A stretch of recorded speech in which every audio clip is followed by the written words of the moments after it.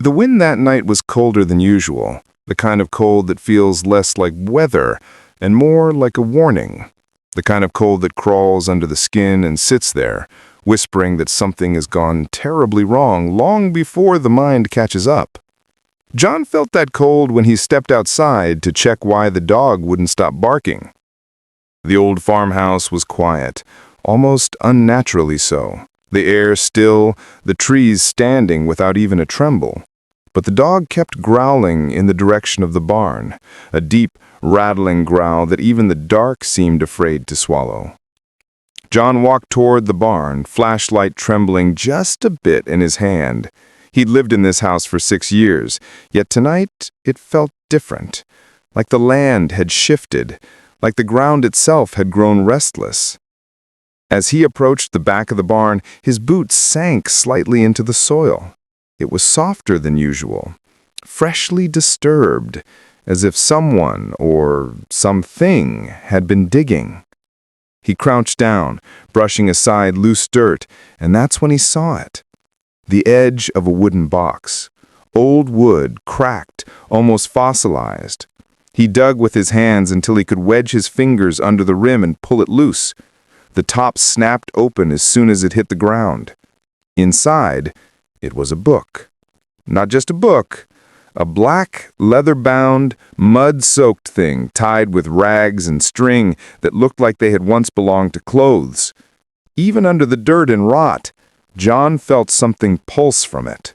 Not a heartbeat, more like a hum, a vibration, something alive, pretending to be dead.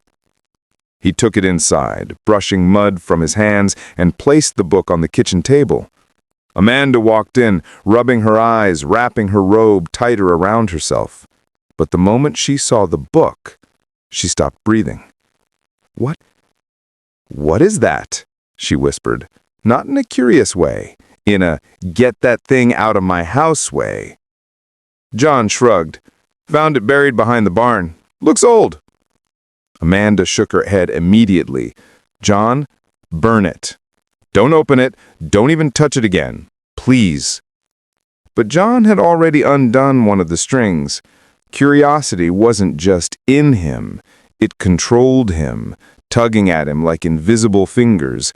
Something about the book wanted to be seen, wanted to be held, wanted to be heard.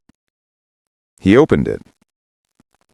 The first page was blank, stained with watermarks, edges frayed, but the second page, that one wasn't blank.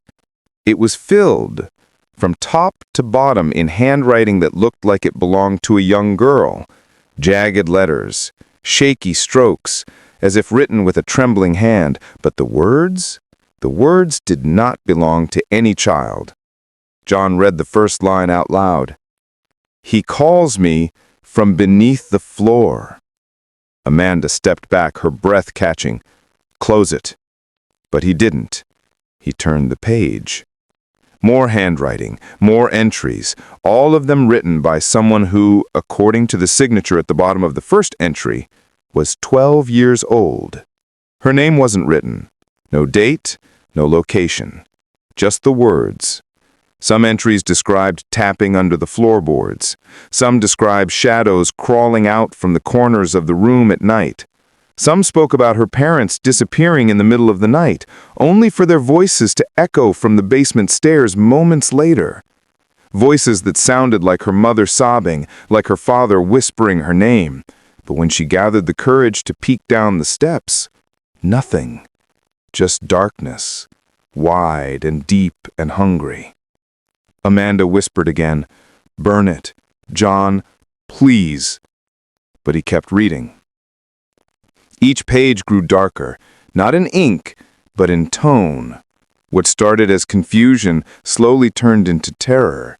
The girl described something beneath the house, something alive, something that tapped, scratched, whispered through the walls. Something she called him. Something she said was trying to reach her, trying to come through. John flipped to the next page, then the next, then the next, until he reached a point where the pages were torn. Not neatly, violently. as if someone had ripped them out in panic or rage or fear.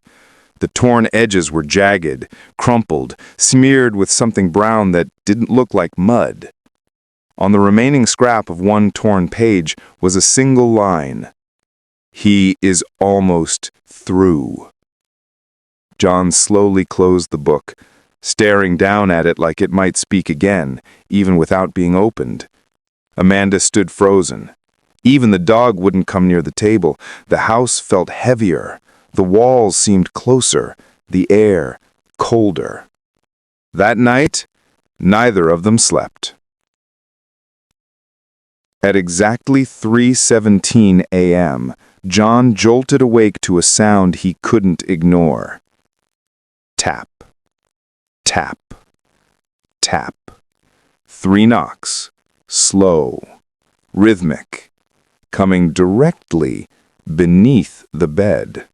He froze. Amanda whispered, "You hear that?"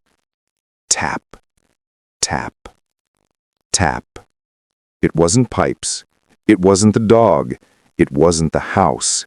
It was deliberate. John slowly slid out of bed, his feet touching the cold wooden floor. The tapping stopped instantly. The silence in the room became thick, suffocating, like the air was watching them. Then, a whisper. Not from under the bed, but from behind the wall. Just 2 words. "Come down." Amanda screamed. John backed away, reaching for the lamp, but the lights flickered violently, buzzing, stuttering, then dying completely. The room plunged into darkness. John grabbed Amanda's hand. "Stay with me." But beneath the floor, the tapping resumed, faster, louder, desperate. Tap, tap, tap, tap, tap, tap, tap, tap, tap, tap. Then it stopped. Silence swallowed the house, until the entire floor vibrated, a deep, rolling tremor like something huge shifting in the earth. The dog howled downstairs, the windows rattled, the walls made a low, moaning sound like a living thing. And from the living room, thud. Something heavy fell.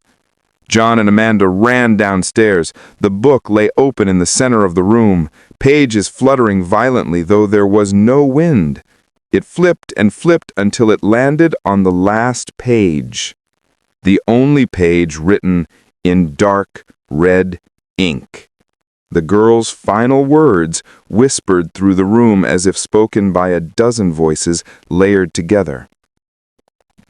"If anyone finds this book, leave. He has my voice. He has my shape.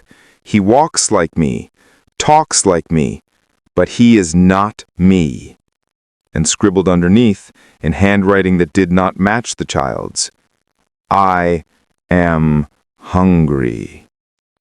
Amanda backed away. "No, no, no, no. John, we're leaving right now. We're not staying." But footsteps echoed from upstairs. Soft, delicate, childlike, like a little girl's footsteps. John held Amanda close as the steps grew closer, slow, dragging, as if each step was being learned for the first time, imitated, practiced. The floor above them creaked. Then the stairs moaned as weight slowly shifted onto them.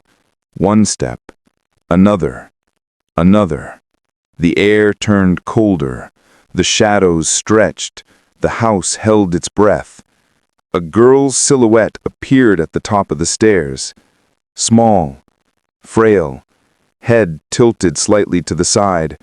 Her voice floated down, quivering, too calm, too careful, like someone wearing a voice that didn't fit. "John, Amanda, I finished my chapter." The lights buzzed, the house sighed, and darkness swallowed everything. A scream tore through the night, a crash shook the floor, then silence. The next morning, police arrived after neighbors reported strange noises. The house was empty. No signs of John or Amanda. No blood. No struggle. just the book, open, in the middle of the floor, with a brand new page written during the night, a page that wasn't there before, a page that was still wet. It read, "Another family has begun writing with me." The page turned on its own, even though every window was closed. The book whispered, the floor tapped, and something beneath the house moved. A voice, faint as a breath, lingered in the air. "If you want me to open again, like the video, comment, continue the book, and subscribe before the next chapter writes itself." The whisper died, but the tapping under the floor did not.